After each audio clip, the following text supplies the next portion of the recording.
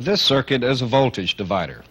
It will divide the applied voltage into several smaller increments. This provides several voltages that can be used to operate devices requiring different values. For example, we could use one voltage to light a bulb, one to run a motor, or a combination of voltages to ring a buzzer. There's one problem, though. When these devices are connected, a number of changes occur in the voltage divider. We'll find out what these changes are as we discuss loaded voltage dividers.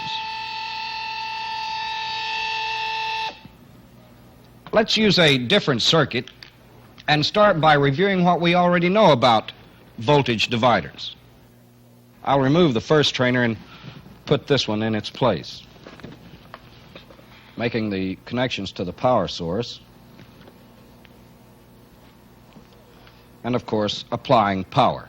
Now, we know that when components are connected in series like this, current will flow from the battery through each component and back to the battery. This develops a voltage across each component, and the sum of the voltage drops equals the applied voltage. Well, let's find out what the voltages are in this circuit. To do that, we'll use the PSM6 as a voltmeter. The function switch is on DC volts, and we'll use a range of 10. Now, we'll use the 10-volt range because the applied voltage is 12 volts, and this 12 volts will be distributed around the circuit as long as a reasonable amount of current is flowing. Okay, let's check across each resistor. And when using a voltmeter, remember, we must observe polarity. So across this one, let's call that 3 volts. Moving down to this one, let's call that one 4 volts. And this one, that's 5 volts. Now, of course, we can also obtain voltage from combinations of resistors. For example, if I measure across these two, we get about 7 volts. And across these two, well, it's a little bit over 9 volts, but we could call it 9 volts. We should also remember that different polarities can be obtained from a voltage divider.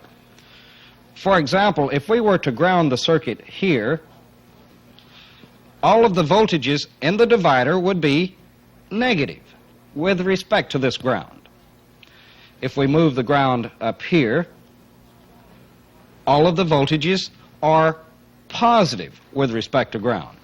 And if it's grounded anywhere in here, of course, we would obtain both negative and positive voltages. Well, in this lesson, we won't be concerned with polarities, but keep in mind that different polarities are available. Okay, let's use the voltage from the divider to do some work. Let me connect a bulb across this resistor. Now, when I make the connection, I load the circuit. Load means current. So when we load a circuit, we're demanding additional current from the power source. Of course, the component that we're adding out here would be called a load device. So keep in mind, load is current. The device that uses the current is called a load device. Now, this current or load creates a problem. It changes the voltages developed in the divider. For example, let's use the voltmeter to check the voltage across this resistor. And of course, I must observe polarity. So connecting across this resistor and the load device, we find that it's less than 2 volts. Now remember, we're using the 10-volt range on the voltmeter, and it's less than 2 volts. Now watch the reading as I remove the load device. It increases. It's about 5 volts. When I load the circuit, the voltage across this resistor decreases to something less than 2 volts. Well, let's move up to the other resistors. Let's do the same thing as we're checking the voltage across this one. Okay, with the load device connected, the voltage there is about, well, let's call it 6 volts. Now watch what happens as I remove the load. The voltage decreases to 4 volts. When I add the load device, it increases to 6 volts.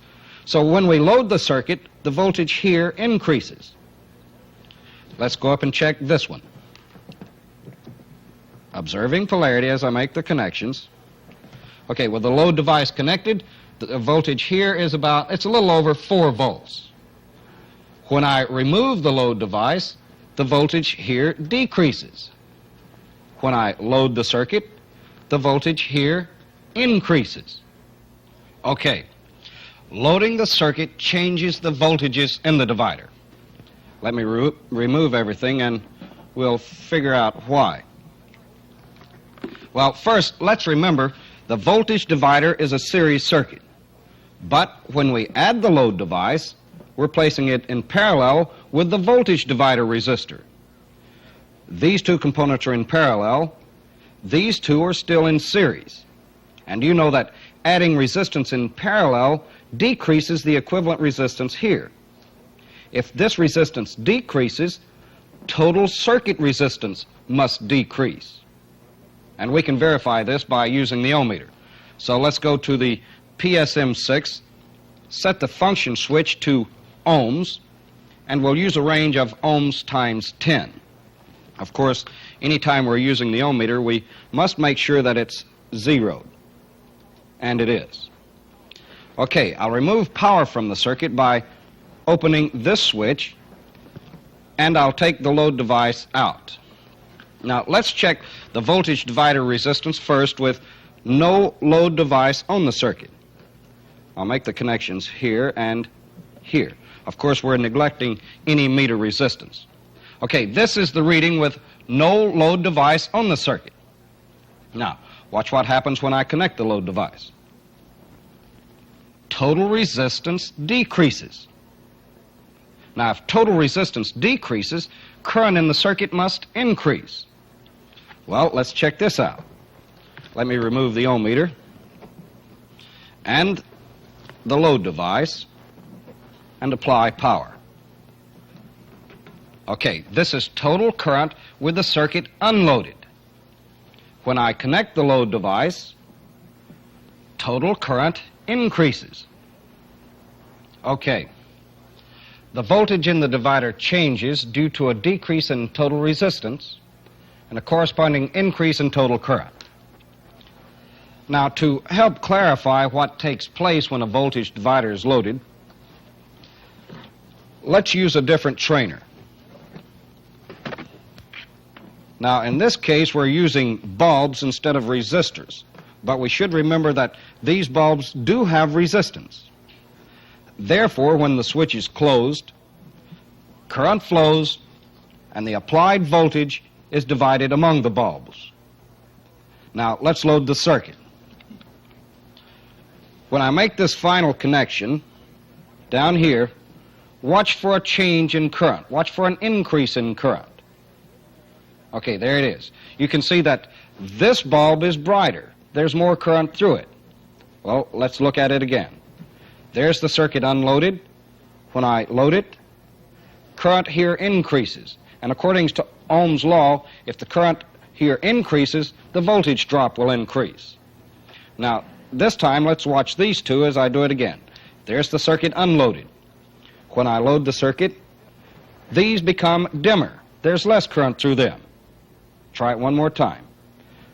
Unloaded circuit, when I load it, there's less current through these. With less current, the voltage here decreases. Now, of course, if we load the circuit more, the voltages in the divider will change more. The important thing is the voltage divider is no longer providing the voltages we started out with. Let's use this diagram and we can see this a little better. This voltage divider has two 6-ohm resistors and one 12-ohm resistor. The power source is 12 volts. With these values of resistance, the voltage drops are 3 volts across each 6-ohm resistor and 6 volts across the 12-ohm resistor. Now, let's add a load device that requires 6 volts to operate. It also has 12 ohms of resistance. we now have two 12-ohm resistors in parallel, so the equivalent resistance is 6 ohms. Essentially, then, we have a circuit with three 6-ohm resistors. This means the applied voltage is equally divided between the resistors. All of the voltage drops have changed. We're only providing 4 volts to the load device instead of 6 volts. We can obtain the required voltages with just a few changes. If we want 6 volts for the load device, we must have 6 volts across the rest of the circuit. Now let's look at this. We want 6 volts across 6 ohms here at the load device, so we must have 6 volts across 6 ohms in the rest of the divider. If we remove one of these resistors, like this, we've accomplished what we set out to do. We have 6 ohms here with 6 volts, 6 ohms here, and 6 volts. The applied voltage is equally divided across the two networks. Okay, we're finally obtaining the voltage we need. But let's think about this for a minute. We only get the correct voltage with one particular load. If the load changes, the voltage in the divider will change. Then we're limiting the use of the voltage divider to one specific load. Well, let's go a step further.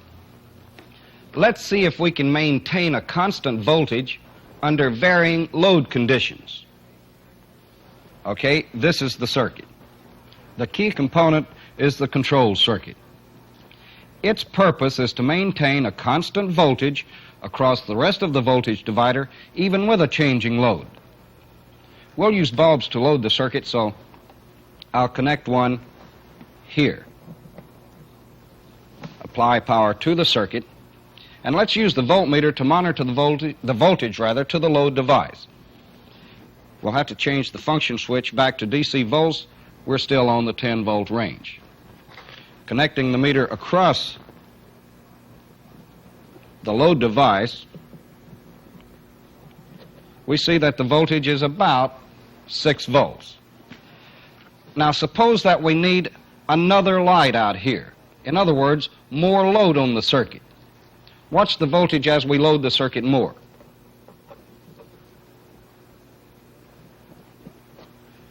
Well, you see the voltage has decreased. However, as soon as the load starts changing out here, the control circuit detects this change. It changes resistance. Well, it's a little bit touchy, so let me get it right on 6 volts. It changes resistance and decreases the voltage across the control circuit. The decrease in voltage here brings the voltage to the load device back to 6 volts. Now let's see it again. I'll remove this bulb, which changes the load on the circuit.